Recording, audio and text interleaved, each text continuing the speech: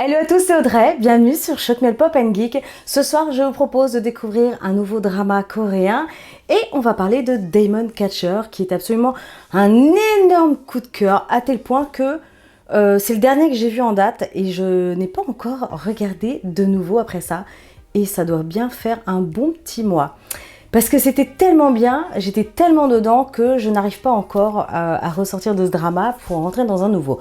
Mais bon, en même temps, il y a eu plein de choses dans ma vie à ce moment-là, donc ça peut peut-être jouer aussi. Mais je vais m'y remettre très prochainement. Et j'ai encore plein d'autres dramas en réserve et je ne vous ai pas encore parlé de tout, donc pas de panique. Alors aujourd'hui, on va se concentrer sur Demon Catcher. Vous avez tout dans le titre, des démons et du combat.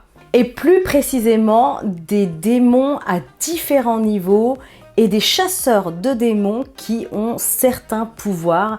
Ils ont chacun en fait leur propre pouvoir. Le truc, c'est qu'on a les démons qui sont sur Terre, bon, un grand classique, et on a les chasseurs qui vont chasser ces démons parce que ça met vraiment le chaos dans le monde des humains. Et on va suivre une petite équipe de chasseurs jusqu'au jour où malheureusement il y en a un qui se fait avoir par un démon et du coup ils ont un combattant en moins, ce qui est quand même très handicapant. Et ils vont recruter un jeune lycéen. Et ils ne sont pas vraiment convaincus par ses capacités parce que ce dernier a un petit souci de handicap en fait physique et il a un problème au niveau des jambes. Donc combattre avec des démons et avoir ce handicap, l'équipe n'est pas totalement convaincue et pourtant il a un potentiel mais vraiment hors du commun. C'est très marrant parce qu'ils ont une couverture, nos fameux chasseurs de démons se retrouvent le jour en fait dans un restaurant de nouilles, vraiment c'est pour passer totalement inaperçu et la nuit ils chassent les démons. Alors ils ont une sorte de connexion, il y en a une qui est une sorte de télépathe qui a des visions et elle peut voir où se situent certains démons. Elle les détecte pas toujours, mais voilà, c'est quand même une grosse aide. Il y en a un autre qui a énormément de force.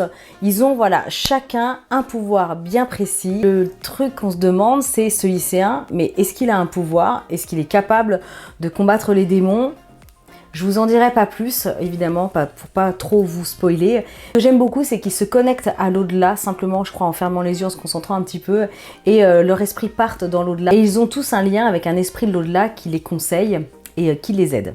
J'ai vraiment adoré cette série parce que c'est un mélange assez dingue. On a des démons, on a de la science-fiction, on a beaucoup d'effets spéciaux qui sont absolument sublimes au niveau des jeux de lumière qui sortent de terre et qui montent dans le ciel.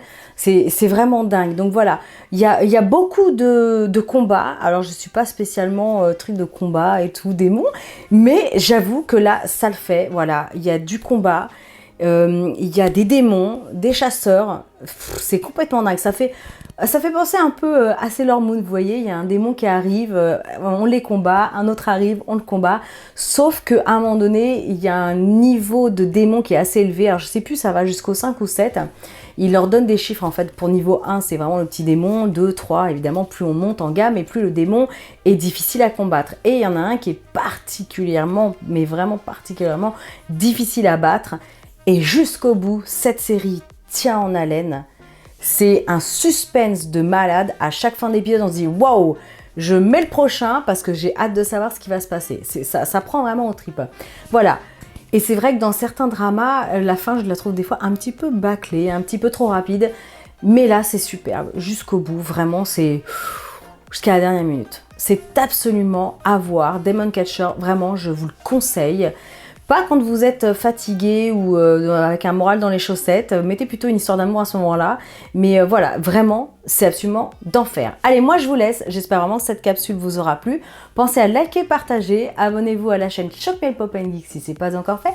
Et moi je vous dis à très bientôt. Ciao!